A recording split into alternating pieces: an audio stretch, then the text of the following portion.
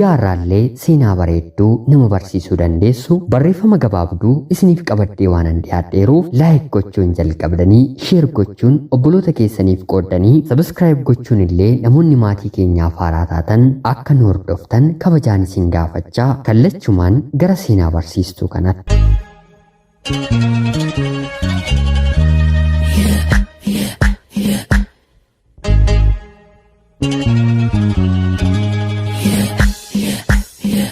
Namtichatu simbirroo baay'ee babbareedduu taate tokko harka isaa keessatti macaleeksee ajjeesuudhaaf qophaa'e. Du'a ishee duratti garuu kan ajjeesan yoo qaqqabanii fi otoon du'iin dura wanta dubbatatti yoo qabaatte jedhanii waan gaafatamuuf akkanuma namtichi kun simbirroo kanaan du'uu kee dura wanta dubbatachuu qabdu yoo qabaatte tokko yookiin immoo lama dubbatadhu siif hin eeyyamaa jedhanii gaafataani. Yeroo kanatti simbirroon kun hadaraa kee nan ajjeesiinii otoo ati nan ajjeesiin dura gorsa sadii baay'ee barbaachisoo ta'an siifan kennaa jettee ni gaafatti. Yeroo kana namtichi kun tole dubbadhu gorsi naaf kennitu maalii jedhee yeroo gaafatu gorsi inni duraa harka kee keessa wanta jiruun gadhiisinii kan jedhudha. Gorsi inni lammaffaa immoo waan ta'e hundumaatti hin gaabbiin erga jettee booda gorsa sadaffaa otoon dubbatiin simbirri kun ni callisti. Namtichi kunis gorsa sadaffaa akka itti himtuuf yeroo gaafatu simbirri kunis gorsi inni sadaffaa ijoollee kee fi ijoollee keetiif baay'ee barbaachisaa waan ta'eef yoo ati gadi na dhiiste malee sitti hin himuu jettee ni gaafatti. Yeroo kana namtichis gorsa sadaffaa dhaga'uuf jecha baay'ee carcaree ariifatee waan tureef simbirrittii gadhiisa. Isheenis daftee barristee muka tokkorra qubatte. Erga qubattee booda gorsa jalqabaa irratti wantan siin jedhin yaadattaahii jettee ni gaafatti. Innis wanta harka kee keessa jiru hin gadhiisiin naan jettee jedhee isheetti dubbata.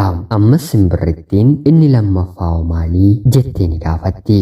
Waa'ee wanta darbe mara hin gaabbiinii naan jettee jedhee deebisaafi. Yeroo kanatti simbirrittiin eeyyeen sirriitti dhaggeeffatteettaa haa ta'u malee garuu waanan sitti hime hin fudhanne otuu nan gadhiisne ta'ee garaa koo keessa kan jiru dhala keef kan ta'u warqee argatta ture kanumaa ni jettiini. Namichi gowwaan kun inni sadaffaa'oo isa kamii jedhee yeroo gaafatuun simbirroonis deebistee inni sadaffaa gorsa isa lammaffaa irra deebiidha. Waan dhabde tokkoon hin gaabbiin kanumaa nagaan taa'ii gorsa koo waan hin fudhatiniif hiyyummaatti jiraattaa jettee biraan deemti. Har'a waa dhaga'uun waan baratan gaafatamanii deebii kennuutti kan beekan garuu gochatti kan hin jijjiirre dhaloota hedduutu jira.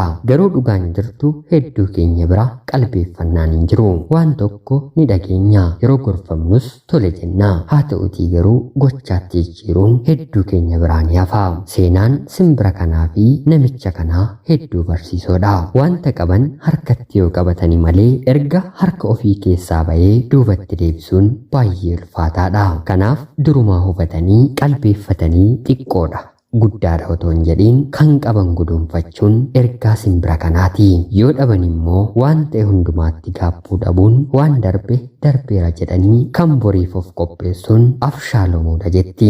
Egaan kabajamtootaaf hordoftoota qophii Oromiyaatu yuunifoorm seenaa kanarraallee akka barattan homaa shakkii tokkollee hin qabu. Laayikii fi sheer yoo gootan seenaawwan gaggabaaboo akka kanaa anis qopheessee dhiyeessuu hin dhiisu. Qophii gara biraatiin hanga walitti deebinutti bakka jirtan maraan turtii gaarii.